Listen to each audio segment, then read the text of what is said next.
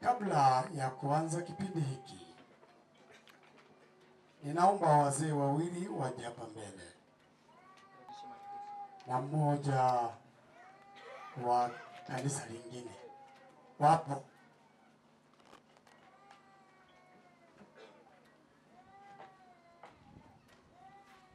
Natusikia kweli? Mbarikiwe na Bwana. Wewe ni mzee wa wapi? Shokola na wewe. Kanisa lingine lipi? Naomba mkuu wa wakili wa Ibumba aje hapa mbele. Kanisa lingine. Na mkuu wa wakili wa Makubi. Wapo hawapo?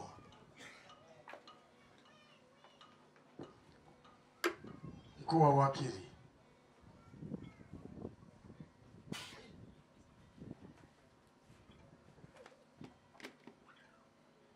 Mkuu wa wakili wa Imanda. Yupo? Kama upo nyosha, punga mkono. Sogea hapa mbele.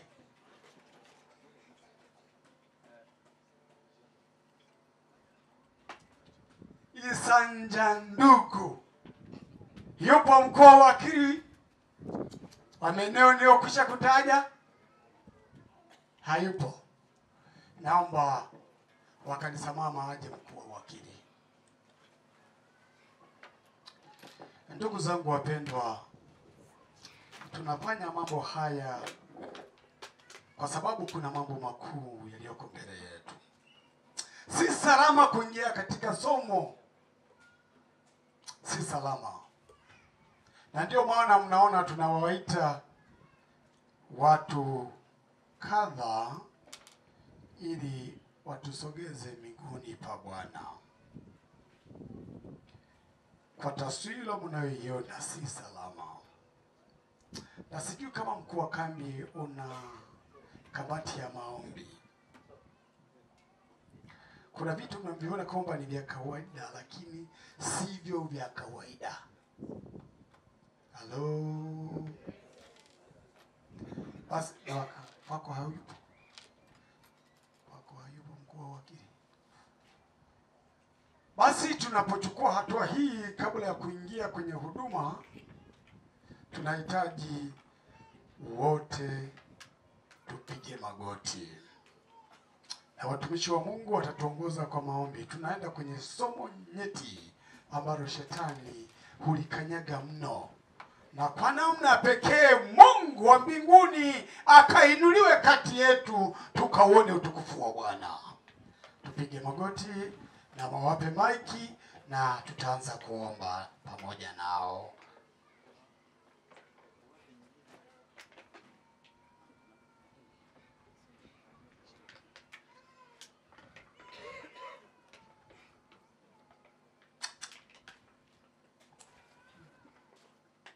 Basi na tufumbe macho tuombe. Baba yetu, Mungu wetu, muumbaji wetu, asante kwa nafasi ya pekee hii. Asante kwa kutukusanya katika makambi haya. Tunakusihi uendelee kupokea maombi yetu. Tumekuwa tukikuomba tangu tulipofika katika eneo hili la mkutano, na sasa tunaendelea kuomba uzidi kupokea dua na sala zetu. Baba mwema, tunaomba juu ya uwepo wa Roho wako Mtakatifu katika mkutano hili. Tunaomba amani yako na usikivu wako, nuru yako izidi kutuongoza katika mkutano huu. Neno lako linapokuwa linazungumzwa, mausia yako yanapokuwa yanatolewa na watumishi wako, kila mmoja wetu aliyefika katika mkutano huu akapate kuyapokea na kuyatendea kazi. Tunakemea nguvu na hila za mwovu ibilisi ambazo zinaweza kupita katikati yetu. Baba, zikatokomee ili mkutano wetu ukabaki salama. Amen. Baba yetu mwema, tunapoingia katika somo la wakili, tufundishe kukujua wewe, kulijua neno lako, na hatimaye somo hili likawe ni mstari ulionyoka katika maisha yetu. Tumia mtumishi wako katika kutana hili ili aweze kunena nasi. Tunaomba kwa jina la Yesu Kristo. Amina. Amen. Utukuzwe Baba yetu mwema, mfalme wa amani, uishie milele mbinguni.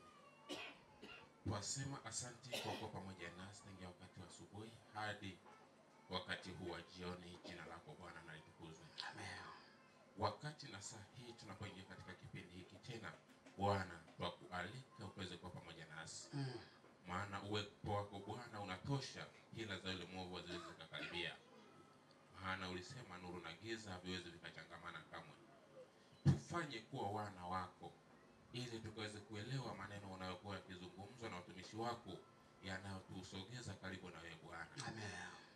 Zaidi sana tukabadili mielekeo na kutafuta wewe Mungu aliyeumba mbingu na nchi. Amina.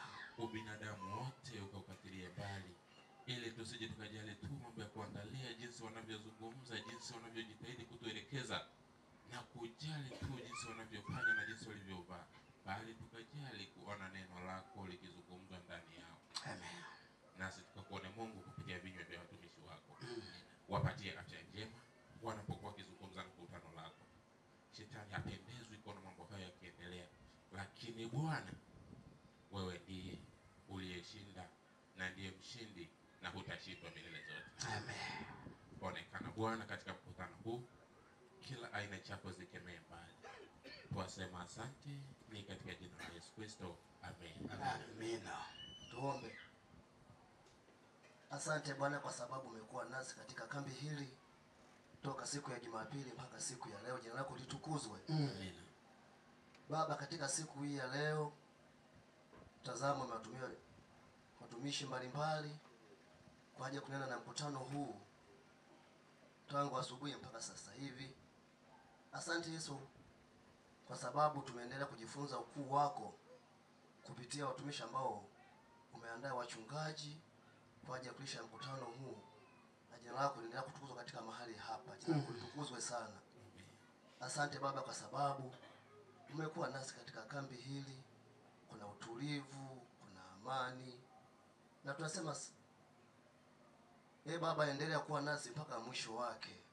Uwatumie wachungaji, uwapatie afya njema, ili Bwana tutakapokuwa tumeweza kambi hili wote tuwe tumeneemeka, tumebadilika kiroho, na hatimaye tufaye kuitwa wana wako. Amen.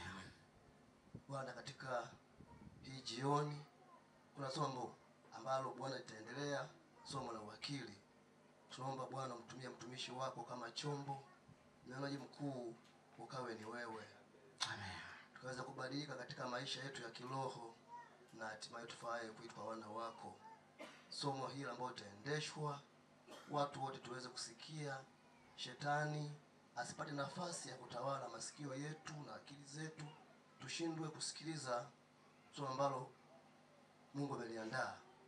Tunajiweka mikononi mwako, mkutano wote kuanzia kijana, mama, mzee na watu wote pia tukapate baraka kupitia somo hili, na hatimaye tuweze kubadilika katika swala la uwakili.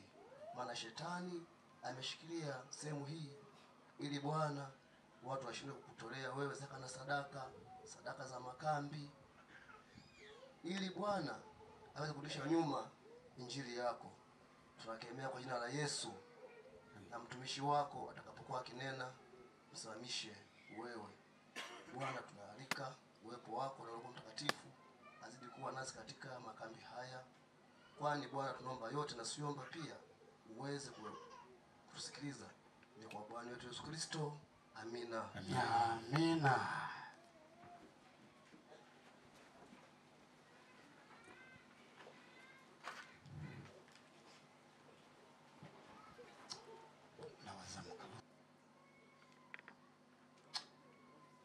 Somo hili ni ngumu na ni zito, inahitaji umakini katika maisha yetu. Unaposoma kitabu cha Malaki, msomaji, Wasomaji wangu wawili naona sioni hata mmoja, sijui wamekwenda wapi. Kitabu cha Malaki sura ile ya 3 katika fungu lile la 8 na la 9. Karibu msomaji.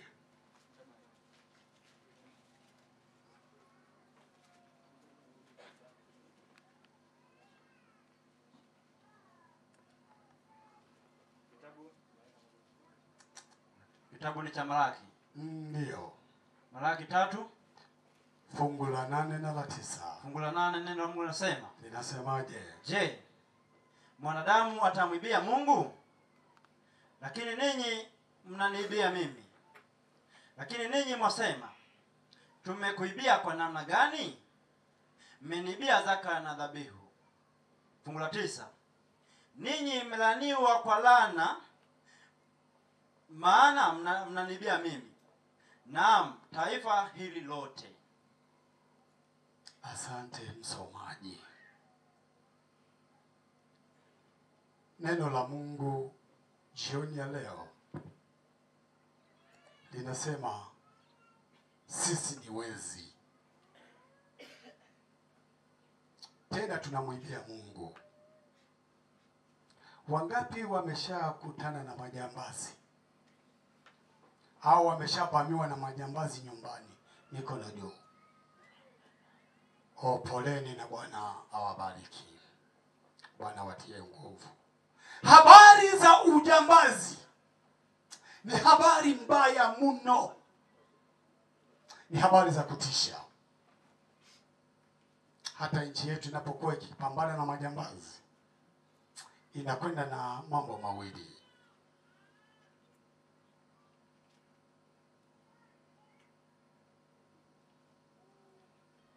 Majambazi ni watu wabaya. Nikasema hata nchi yetu inapopambana na swala la ujambazi, inakwenda na mambo mawili. Wale wanaotumwa kwenda kupambana nao, aidha kupona au kupoteza uhai. Na majambazi wanapokuja, wana malengo mawili: kupata mali au kutoa uhai wa mtu. Na mimi ni muhanga wa hilo jambo. Kwa hiyo habari za majambazi nazielewa. Sasa neno la Mungu limejaribu kugusa na kueleza ya kwamba, je, mwanadamu atamwibia Mungu? Lakini nyinyi mnaniibia mimi. Lakini nyinyi mwasema, tumekuibia kwa namna gani? Bwana anasema, umeniibia zaka na nini? Na dhabihu. Jambazi ni mwizi na ni muuaji. Mwizi ni jambazi. Sasa kweli watu wanaotaraji kuziona mbingu, kumwona Yesu anapokuja wapeleke mbinguni, unatamani muitwe majambazi? Halo, munapenda muitwe majambazi?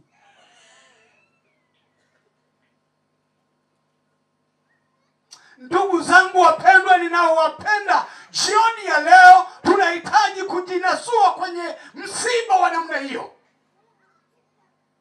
Watu wengi tumeamini na tumefundishwa namna ya kumtii Mungu, namna ya kumcha Mungu katika kurudisha vitakatifu vyake. Lakini watu wametulia, wako kimya. Na mwizi hawezi kuingia mbinguni. Na mlioko hapa si salama miongoni mwenu.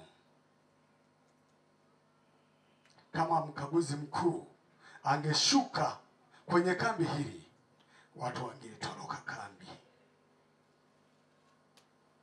Mkaguzi mkuu atokaye mbinguni, anayejua jinsi ulivyojitoa kwa Mungu tangu kuamini kwako na mpaka leo umeshindana na Mungu kwa ajili ya kuturudisha vitakatifu vyake.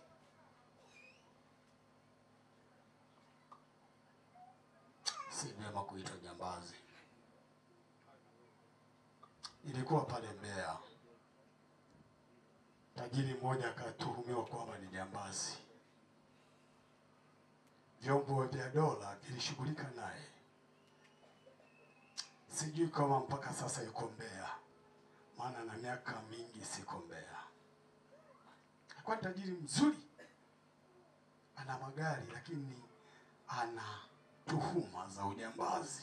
Kila ujambazi, mnajua kuna kipindi nchi yetu imekuwa na majambazi wengi, wakashamiri kila mji, wanavunja na kuiba, wanaendesha risasi zinapigwa kila mahali, uwe kwenye gari, uwe nyumbani. Hata kama umetoka kwenye mnada mmoja utatekwa. Nchi imejitahidi kupambana nao. Uone ujambazi ulivyo mbaya. Yule tajiri alipotuhumiwa ujambazi, kila ujambazi unakotokea anakuja kukamatwa. Kila jambazi yani kokote, waibe Dar es Salaam, waibe Arusha, waibe wapi, mpaka tafatwa akamatwe. Neno la Mungu linapotuonya juu ya kumwibia, Bwana ndiye anasema mnaniibia mimi. Kwani umesikia unasema mnamuibia mchungaji? Mnawaibia wazee wa kanisa? Mnawaibia wakuu wa wakili? Ndio nimewaita hapa ili waje watu usogeze miguuni pa Bwana. Kwa sababu tunapambana na majambazi wanaomwibia Mungu. Na wanapambana, pambano ni kubwa, ni zito. Maana tangu unahubiriwa, tangu unaelekezwa kuhusiana na huyu Mungu mwenye rehema, kuhusiana na Mungu aokoaye, ulifundishwa namna kuwa mtii katika kurudisha vitakatifu vyake. Lakini imefika mahali tumepotelezea. Tumejisahaulisha kwamba wanaoelezwa ni wengine, sio sisi. Lakini Bwana anasema tunamwibia. Tena hakuficha. Anasema mnaniibia zaka na nini na dhabihu. Jioni ya leo nikualike katika huduma hii ya fundisho la kutoitwa jambazi. Sasa kama jambazi tu wa dunia hii, kila kunakotokea tukio anaitwa, kila kunakotokea tukio anakwenda kukamatwa. Na Waadventista mnataka kila mnakokwenda Bwana awamulike, mudhalilishwe. Halo, mnanielewa? Hicho ndicho mnachotaka Bwana, mpaka ili ajitambulishe kwenu kwamba amegharamika, amechukia mienendo mnayoishi, amechukia mienendo mnayoifanya, amechukia hatua mnazozichukua juu ya kutoweka utii mbele zake. Mnataka Mungu achukue hatua.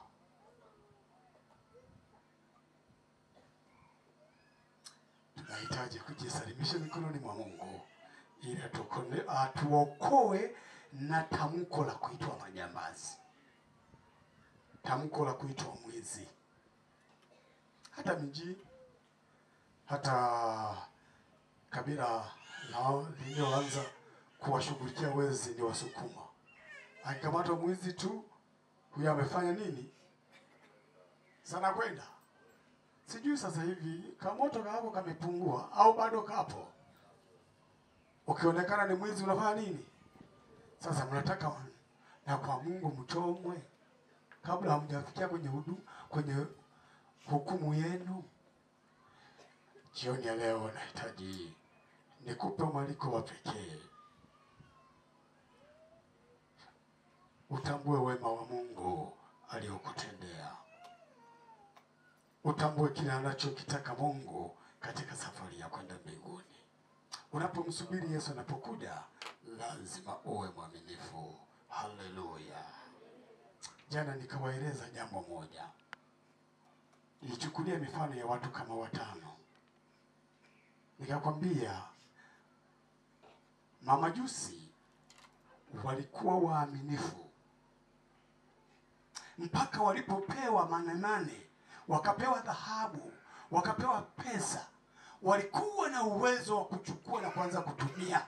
Nikawauliza waliokuwepo jana kwamba je, kizazi hiki mkipewa hayo mambo, mkipewa hizo almasi, hizo dhahabu, kwamba pelekeni Arusha kwa fulani, na hiyo manemane na hizo dhahabu na hizo almasi hazikuhesabiwa, zimekusanywa tu na watu waaminifu kwamba peleka, na wewe unayetumwa umeshuhudia. Nikawauliza, zitafika gharama zote?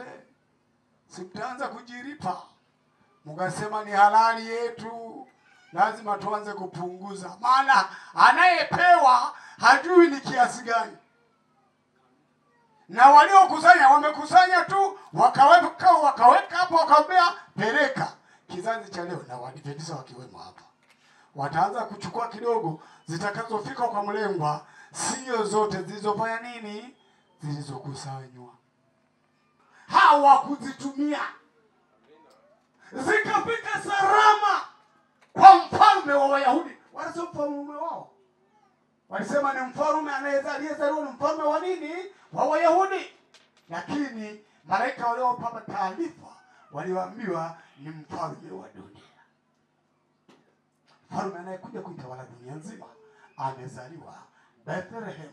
Wakasema hakika, ngoja twende tumpelekee zawadi na kisha tukamwabudu.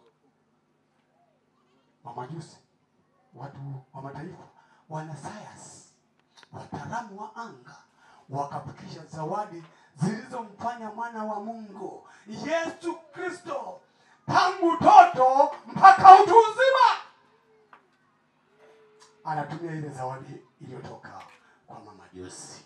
Washiriki wa kanisa wanaoisikia sauti ya Mungu, ambao watakuwa tayari kama mamajusi, watakaosimama kwa wakati wao kurudisha vitakatifu vyake.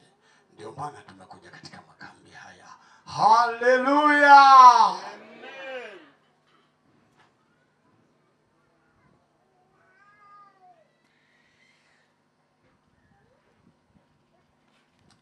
Fungu lile la 9 linasema, ninyi mmelaniwa kwa laana, maana mnaniibia mimi, naam, taifa hili lote. Mungu analalamika kuwa kuna watu wanamwibia, lakini sisi tunaishi nao na kula nao na kuimba nao na kuabudu pamoja nao, na kila siku katika makanisa yetu. Kiukweli, kama tutakaa kimya bila kupiga kelele,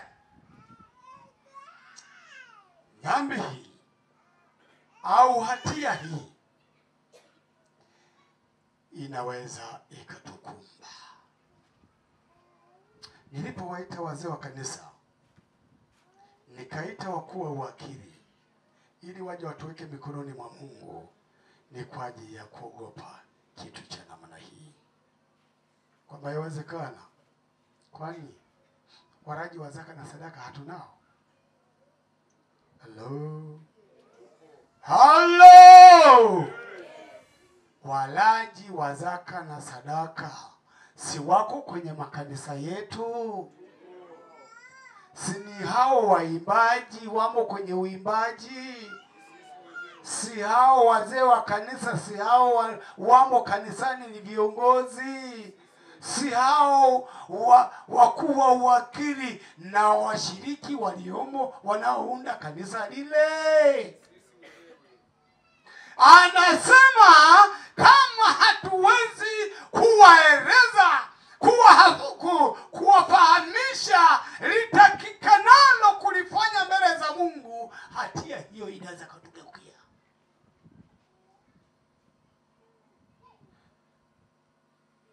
Maana kama ni suti kama hizi zinashonwa na rafiki yako, zinashonwa na mchungaji mwenzako, na zinashonwa na wazee wa kanisa, lakini wanashona kwa sababu wameviba vitakatifu vya Mungu, hawajavirudisha. Na kama mkaguzi wa uaminifu wa uwakili angetokea hapa kila moja angejitambua kwamba mimi ni mwizi mapema tu, hajaingia kumwambia kwamba wewe mwezi huu na mwezi huu na mwezi ule na mwezi ule ulitoa, lakini kutoa ilio nini tumbo. Hapa tunatoa zaka na sadaka, lakini si kama ilivyokusudiwa. Tumetoa zaka virema. Je, zaka virema zinakubalika mbele za Mungu? Hello? Zinakubalika? Sasa wengi tunaoangaliana hivi na mnaoniangalia, tunatoa zaka virema.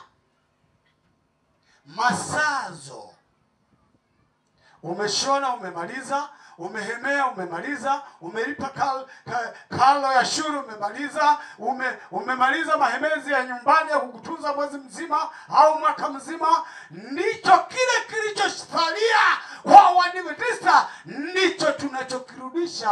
Haturudishi kama tulivyopata.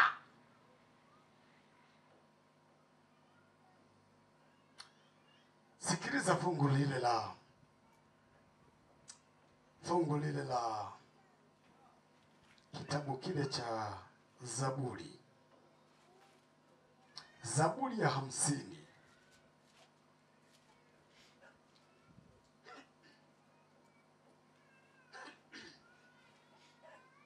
Zaburi ya 50 fungu lile la 14.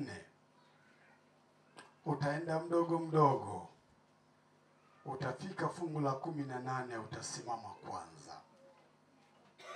Hapo ukisimama tutakuwa na maelezo mafupi, na kisha utaenda fungu lile la 21 na mpaka la 23. Somaji wangu karibu. Kitabu cha Zaburi. Ndio. 50 fungu la 14. Ndio. Neno la Mungu linasema, inasemaje? Mtolee Mungu dhabihu za shukrani. Mtolee Mungu dhabihu za shukrani. Mtimizie aliye juu nadhiri zako.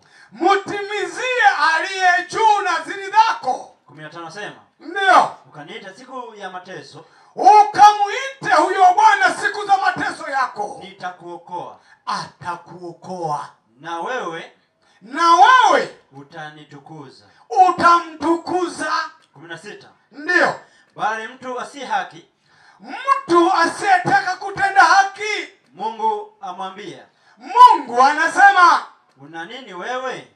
Una nini wewe? Kuitangaza sheria yangu. Kutangaza sheria ya Mungu. Na kuliweka agano langu kinywani mwako. Na kutoa maneno matakatifu vinywani mwenu. 17. Ndio. Maana wewe umechukia maonyo. Umechukia maonyo. Na kuyatupa maneno yangu nyuma yako. Maneno ya Mungu tumeweka kando. 10 nasema, ndio. Ulipomwona mwivi, ulikuwa lazi naye. Ulipomwona mwivi ambaye ni ndugu yako, ni mshiriki mwenzako, ni shemasi, ni mzee wa kanisa, ni mkuu wa wakili, ukawa kimya. Twende. Ukashirikiana na wazinzi. Umekiachia kinywa chako kinene mabaya. Umeachia kinywa chako kinene mabaya. Na ulimi wako watunga hila.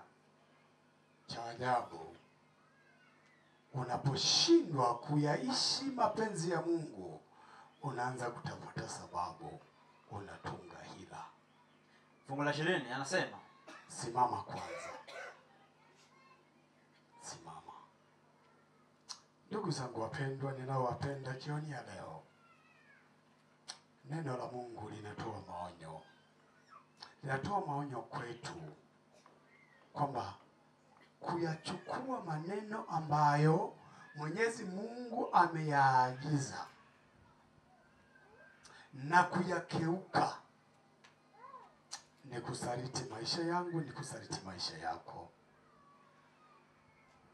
Maana anachosema, anasema ya kwamba tunachopaswa katika mwenendo wa Ukristo, katika mwenendo wa utukufu wa Mungu, mwenendo wa ukamilifu wa Bwana, tunahitajika kuwa waaminifu.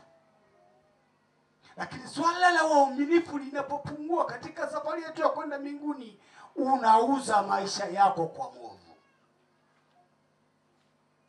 Ninauza maisha yangu kwa shetani. Anasema utaangamia, utapotea. Sasa kwa nini upotee? Kwa nini nipotee? Mali zote ni za Bwana. Haleluya, haleluya. Ndugu zangu wapendwa, hakuna tulichokuja nacho, hakuna tulicho nacho sisi, vyote ni vya Mwenyezi Mungu. Kuanzia huo mwili wako. Unajua shida ndugu zangu zinazosumbua maisha yetu, hello, ni kuwa wazima. Yaani watoto wakiwa salama, mke akawa salama, na wewe ukawa mzima, hakuna maleli inayokusonga, hakuna kichomi kinachokubana. Unapojiangalia unasema naam, mimi ni mimi, ninaweza. Unapofanya kila jambo unaona unafanikiwa, unasema ni mimi. Kiburi kinainuka moyoni mwako, unasahau agizo la Mungu. Shida yetu washiriki wa kanisa ni kuona tuko salama. Halo, hapa ikitokea kati yenu au kati yetu ukana mtu amekamatwa na kichomi akaanza au mtoto uliyemzaa ukaona yuko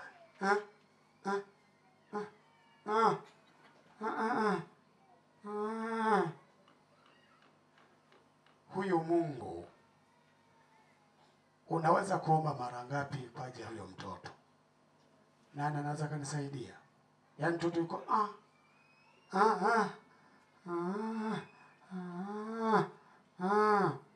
kuomba, unaweza kuomba mara ngapi? Swali, leo mmeomba mara ngapi kama sio kwenye huduma? Au mnapokuwa nyumbani mnaomba mara ngapi? Yaani hata hiyo mara 3 ya asubuhi, mchana, jioni haipo. Ni kuamka mnaomba, mtarudia kuomba tena jioni, mnaenda kulala. Na penyewe mnaomba hivi, njoni tuombe, njoni tuombe. Mko natupa vichwa chini. Wahini tuombe. Ukitaka ushike hata Biblia anasema, sasa utashikaje Biblia tuko tunasinzia? Wote mko hivi tu. Halafu unasema baba, nataka kulala kwa jina la Yesu, amina. Unakoswa kuanguka. Ndio maombi yaliyobaki kwa Waadventista wa Sabato. Hawana uhusiano na nani? Na Mungu. Hicho ndicho kilichopo. Umesahau agizo la Mwenyezi Mungu kwamba tunahitajika kuwa na bidii katika maombi, waaminifu mbele zake Bwana. Kwanza katika huduma ya maombi ni uwakili. Haleluya. Ili uwe wakili mwema, lazima uwe na maombi, ukaribiane na mbingu, umuite huyu aliye mwaminifu, hata kautoa uhai wake kwa ajili yako. Huyo ndiye atengeneze maisha yako, si vinginevyo.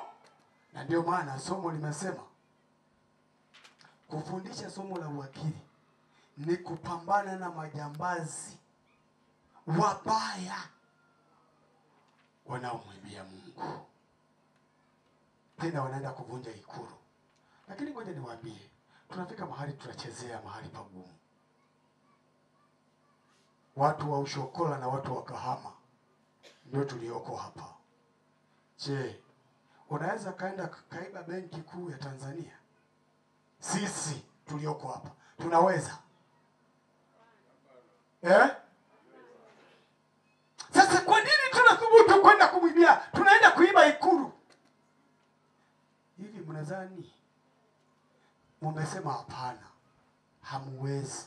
Sasa benki ya mbinguni na benki ya duniani, ya hapa duniani au ya hapa Tanzania, ni ipi kubwa?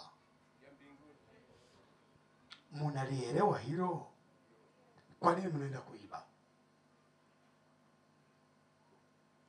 Halo, niwape kisa kidogo. Nilikuwa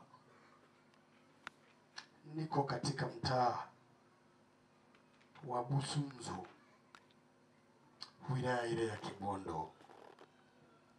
Mchungaji wangu anaifahamu. Akawepo mshiriki mmoja aliyeweka nadhiri mbele za Mungu, akiwa na mke wake. Akaomba akamwambia Mungu, Mungu, mvua zimeanza kunyesha, nahitaji kwenda shamba nikalime, naomba unibariki, ubariki mazao yangu. Yatakapotoka sitatumia kitu chochote, wala muhindi wa kuchoma sitatoamo bila kurudisha vitakatifu vyako. Akasema kwa jina la Yesu, amina. Mungu akawa mwaminifu kwa huyo mtu. Alilima eka 5 za mahindi na zikaota zote. Akalinda kwale, akalinda kunguni na kwa wadudu. Hakuna hata muhindi ulioharibika hata mmoja. Mahindi yakapamba, yakabeba mawili. Sasa siku yanaanza kuiva. Akamwambia mke wake, chukua kagunia, tubebane kwenye baskeli, twende tukaangalie shamba, tulete na mahindi tuchome na watoto wetu.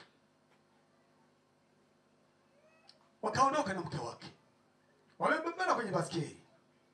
Walipofika shambani, jambo la kwanza waliolifanya, walikagua shamba kwa kuzunguka eka 3 zote. Walipomaliza kuzunguka, wakuta Mungu alilinda, hata muhindi hata mmoja haukutolewa mle. Wakasema tuingie shambani. Wakataka waingie shambani, wakakata mahindi wapelekee watoto. Ninakushukuru.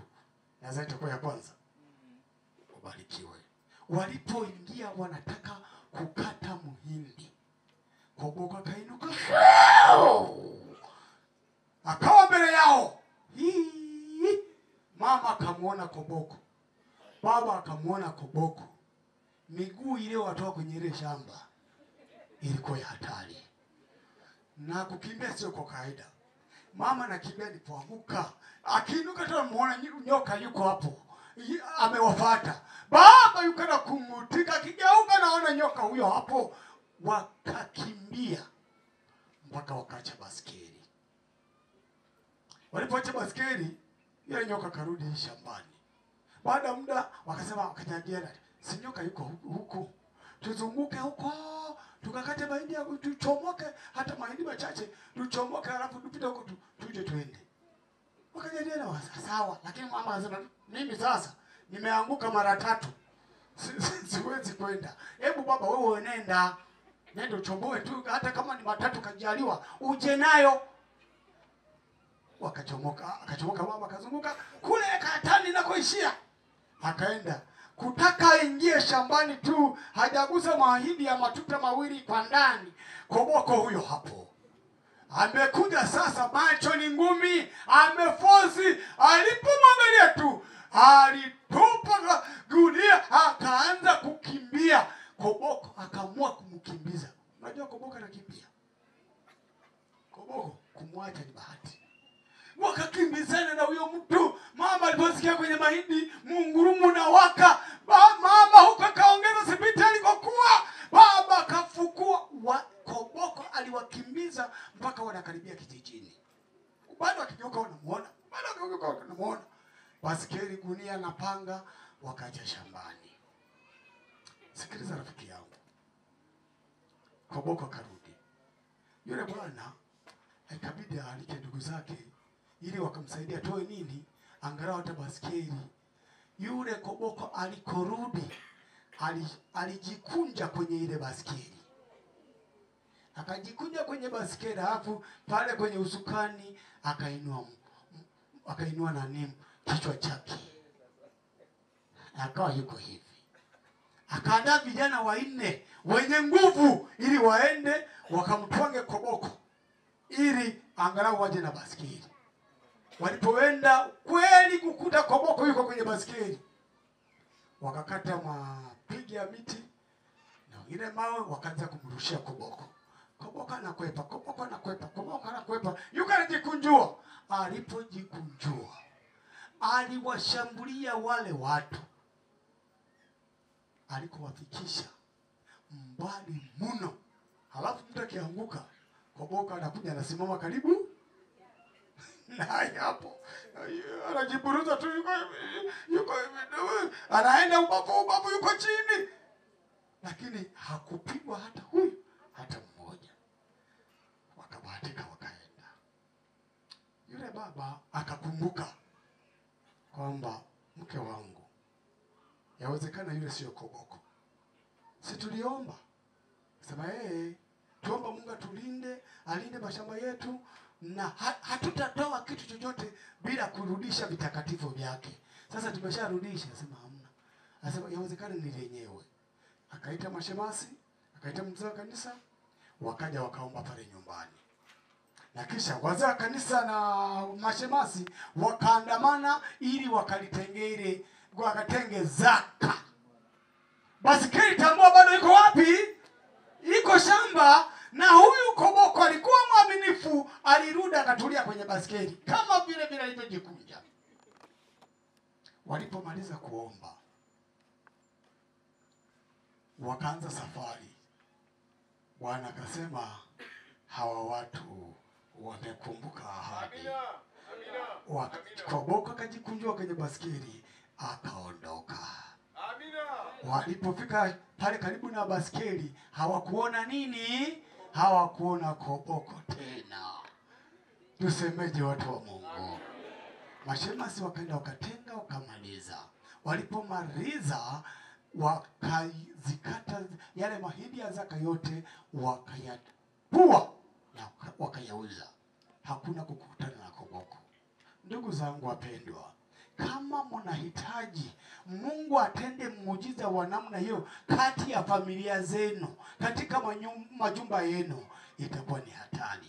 Maana Bwana atakuwa anahitaji kupambana na majambazi. Si waombei hili kwenye makambi haya. Tunahitaji kubadilika. Tunahitaji kufanya matengenezo kabla Bwana hajashughulika na roho zetu, roho zenye uchoyo, roho zenye ukaidi. Ukutwe umeyatengeneza maisha yako. Jioni ya leo, kama ndio makusudi yako, waweza kusimama tuombe pamoja na wewe. Kama ndio makusudi yako, unaamua kutokuwa jambazi, unaamua kuachana na ujambazi. Unajua tumepuuza mambo madogo tu, kwamba na haya madogo na haya nayo yanafanya, yani kile kidogo unachoendelea kupunguza kwacho ndivyo unavyopungua. Ukipata makubwa ndio huwezi kabisa kurudisha zaka na sadaka. Kwenye makambi haya niwaombee nikisema tufanye mabadiliko, turudishe kile tulichokitumia kisicho cha kwetu, maana sisi ni wezi, si salama. Na hatuwezi kuziona mbingu kama tutaendelea na tabia za namna hii. Bwana Yesu anasema, njoni kwangu nyinyi msumbukao na kulemewa na mizigo, nami nitawapumzisha. Kwenye makambi haya tukapumzishwe na Bwana. Ikiwa ni makusudi yako, waweza kusogea. Waweza kusogea tuombe pamoja na wewe. si salama, si salama, si salama. Njoni tumwambie Mungu wetu, tufanye marekebisho. Wamo watu hapa ni walaji wa zaka wazuri, ni watumishi wa Mungu, ni watumishi wa serikali, ni wakulima, ni wafanyabiashara, lakini hawajawahi kuwa waaminifu mbele za Mwenyezi. Wameendelea kuviharibu vitakatifu vya Mungu. Kabla Bwana hajashughulika na wewe, fanya maamuzi jioni ya leo. Fanya maamuzi jioni ya leo. Sogea rafiki, si salama. Sogea, nikuweke mikononi mwa Mungu, maana tunahitaji kwenye makambi haya Mungu ajitukuze ndani yetu. Bwana akaonekane kati yetu. Hawezi kuonekana moyo limekunjamana kama sindano. Kama lile la kuvulia samaki mnaiteje? Ndoano. Moyo limejipinda kama ndoano. Lina sita. Huwezi kubarikiwa. Sikumpoteza hata mmoja. Na kwenye kambi hili sipendi hata huyo akapotee. Mlango bado uko wazi. Ikiwa ni kuku unazo, hizo Bwana anahitaji uzirudishe kwa Bwana, sehemu yake ya 10 na sehemu yake ya dhabihu. Ikiwa ni ng'ombe unazo nyumbani, ikiwa ni mbuzi unazo nyumbani, hata haya mamipunga mmeweka ndani ya majumba. Nasema hii ni akiba yangu na watoto wangu, lakini hiyo kwanza ni akiba ya Mungu.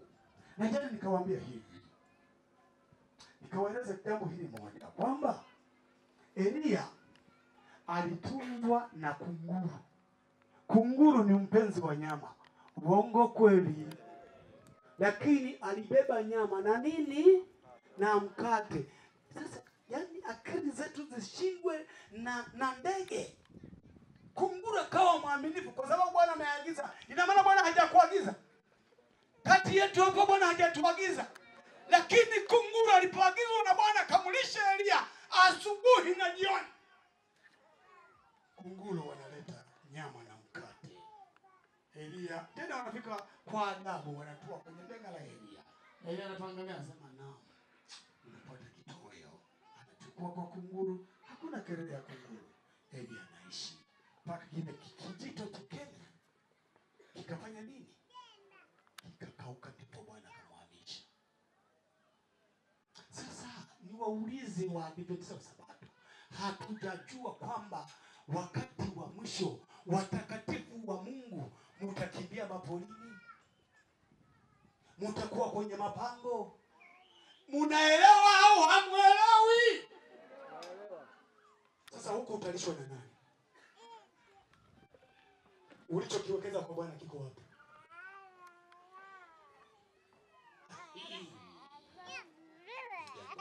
Ndio maana naogopa ninapoingia kwenye somo la wakili, moyo wangu unalaluka. Yaani uaminifu wa kwanza, Bwana katika bustani ya Edeni aliwapa tunda. Tunda hilo, mti huo umebaki kwako na mimi, ni zaka na sadaka. Sasa wewe uaminifu, wazazi wetu wa kwanza uvunje uaminifu, na wewe ndio uvunje uaminifu.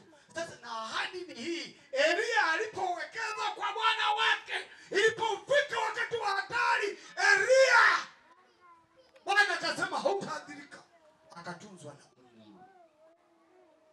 Tunahitaji tuwekeze kwa Bwana ili wakati unaotujia sio mbali. Halo? Sio mbali, ni muda mfupi. Kinanuka. Jikoni uko si salama. Lakini kule ulikowekeza kunguru, sijui kama utaletewa kunguru, sijui ataletewa mtu gani.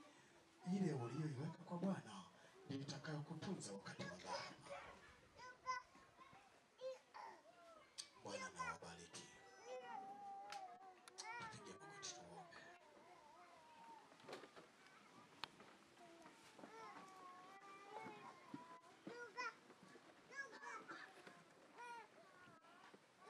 Tuombe. Baba yangu na Mungu wangu, Mtakatifu, Bwana wa majeshi, ni hawa watoto wako waliosogea magotini pako, ni wa kike na wa kiume, wameisogeza mioyo yao mikononi mwako, wapokee. Wameangalia madhaifu yao ya kutokuwa waaminifu, ndipo Bwana tumekuja kama tulivyo, kama ulivyoahidi mbele ya Baba yako kwamba uliomkabidhi hakumpoteza hata mmoja. Katika kanisa hili la Ushokola na kanisa la waimbaji wa Kahama, tunasogea mikononi mwako. Tunaomba uangalie kilio cha kila mmoja wetu. Tumekuwa wezi, tumekuwa majambazi, na majambazi haki yao ni kufa. Bwana, tunajisalimisha mikononi mwako jioni ya leo. Okoa roho zetu, andaa maisha yetu kuwa waaminifu. Kila mmoja anayejitambua ya kwamba amekuwa mwizi, hajawa mwaminifu hata siku moja, anahitaji kufanya marekebisho. Na Roho wako Mtakatifu ajuaye kukumbusha, tukumbushe tulipokosea, tukumbushe tulikokuibia, ili tuvirudishe vitakatifu vyako. Na kama imekuwa ni mizigo mikubwa ambayo haiwezekani tunapowaza tulivyokuibia, Bwana, tunaungama jioni ya leo, utusamehe, tuzianze mianzo mipya. Asante kwa sababu unatupenda. Ndio maana umetuita katika makambi haya, na sauti yako Bwana tumeisikia. Tunaomba upokee kila mmoja wetu, hata wale waliokuja na haja mbalimbali. Wengine wameleta miili yao iliyo midhaifu ili uiponye katika makambi, wakapokee uponyaji.